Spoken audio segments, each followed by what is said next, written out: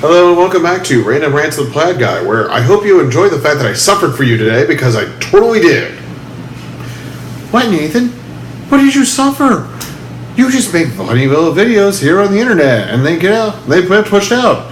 You literally have no production value. You haven't taught yourself how to use an editing software yet. What could you have suffered through? I suffered through Catwoman. Ugh. Oh my god.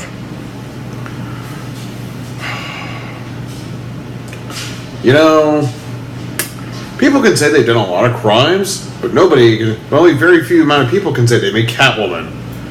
So, some history for you. The Catwoman character in the comics is from Batman. Now, she's been an on and off again villain, and also on and off again romantic partner for Bruce Wayne. They both know each other's identities, but Catwoman is a thief. She's too good to be a thief, and too bad to be a good guy. She's kind of a tweener, if you're using wrestling terms here. Now, I'm a little indifferent to the character because I really haven't read a lot of comics about her, been interested to know more about her. But, you wouldn't know her background if you saw this stupid movie. Some background for the Catwoman movie. Produced in the year of our Lord 2005 by Warner Brothers, starring Halle Berry. Halle Berry at the time was kind of a hot star. She's really popular, really pretty. Let me see if I can adjust the angle on this just slightly.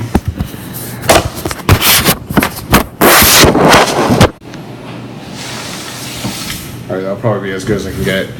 So, naturally, she'd be a good fit for a superhero movie. Here's the thing, though. They threw out everything that made the character interesting. She's no longer in Gotham. She's no longer connected to Batman. Her name is now Patience. And instead of being an art dealer and a thief, she's an artist for a cosmetic company.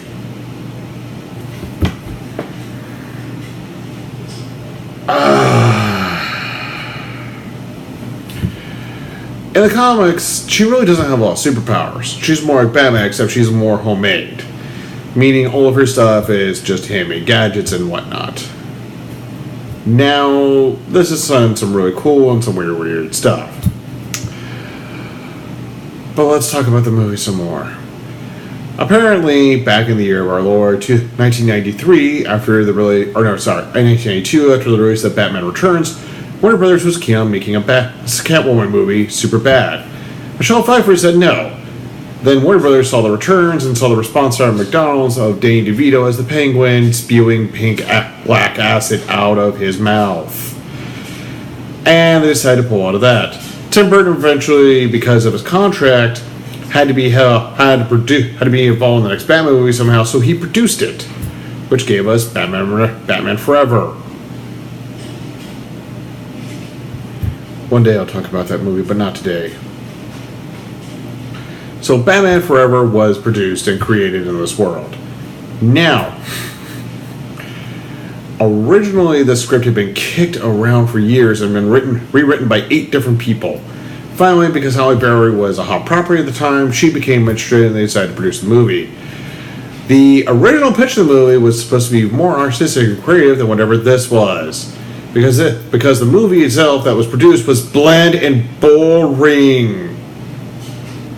Oh, I've never seen genericness just so bland. Oh, let me read through my notes. I made notes for this, and I don't know why, because the whole movie can be just summed up as it's awful. But apparently my review on Woody Woodpecker got over 100 views, and I'm pushing for more reviews over 100. Now, on a side note, if all works out, the stars are aligned, next week, there may be a special video with a special lady, and we might be doing a couples challenge. What will that be? You'll have to tune in to find out. Now, first of all, what the hell was up with the director's name of this movie? It was just P-I-T-O-Q, what? Apparently he's a French visual effects supervisor, which visual effects is kind of weird because sometimes it can work out. The guy who directed Greatest Showman was a visual effects supervisor, then became a director. I don't know what's up with the director of this movie. There weren't even good shots. Everything was at Dutch angle. In fact, you know what? I'm going to say I'm making this review at a Dutch angle on purpose because I'm making fun of the movie. And the beginning of the movie features cats throughout history and these like weird Middle Eastern chants, which every time a movie does something about the Middle East, it features the same sort of chants, like the whole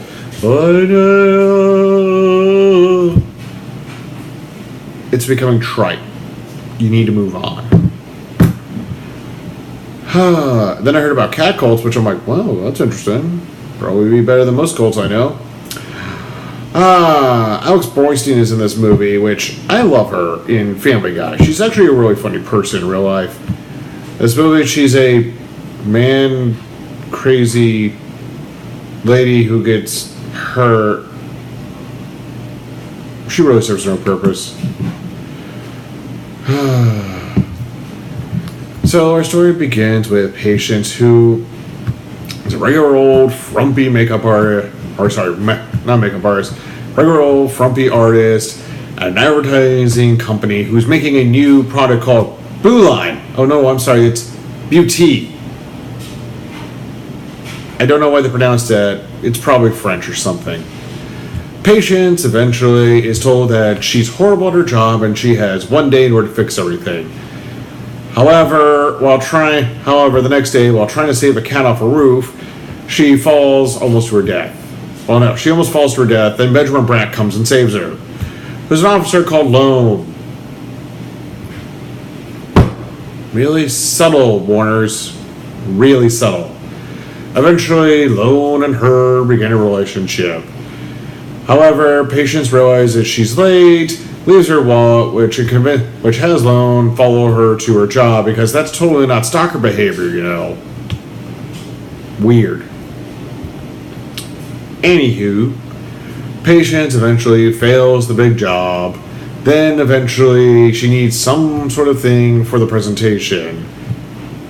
Which also this movie jumps around, so the editing is awful.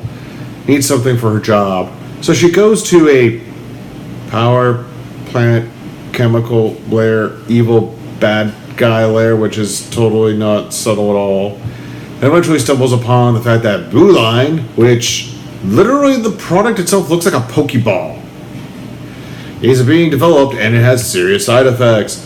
You're ageless, you won't feel pain. However, if you don't use enough of it, you eventually die.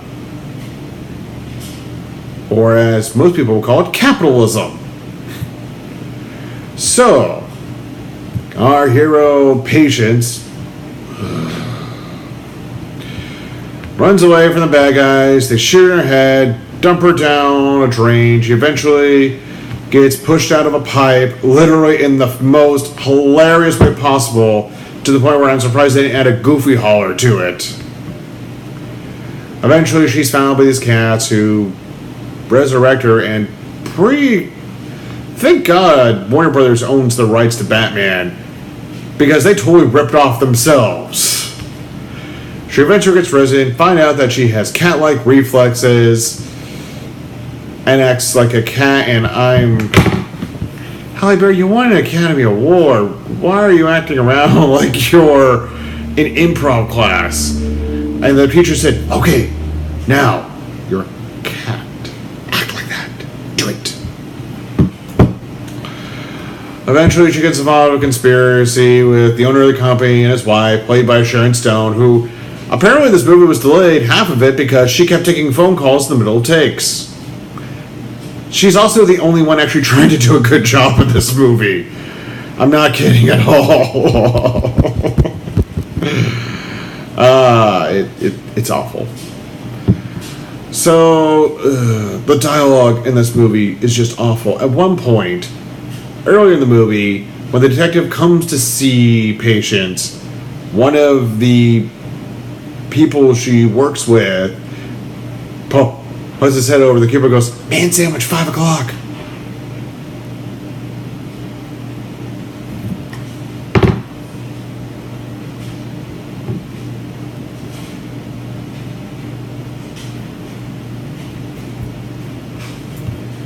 Obviously, this was written by somebody who's not gay. Yeah. But, yep.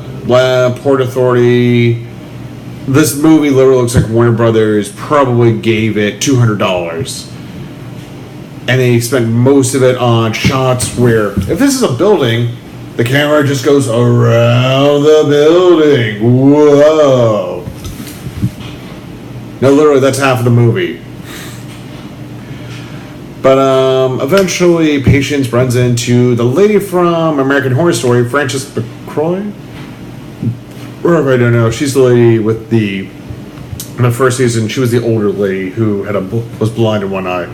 She's a terrific actress when she's not playing in a crap movie. But eventually she gets fired from her job from telling off her boss.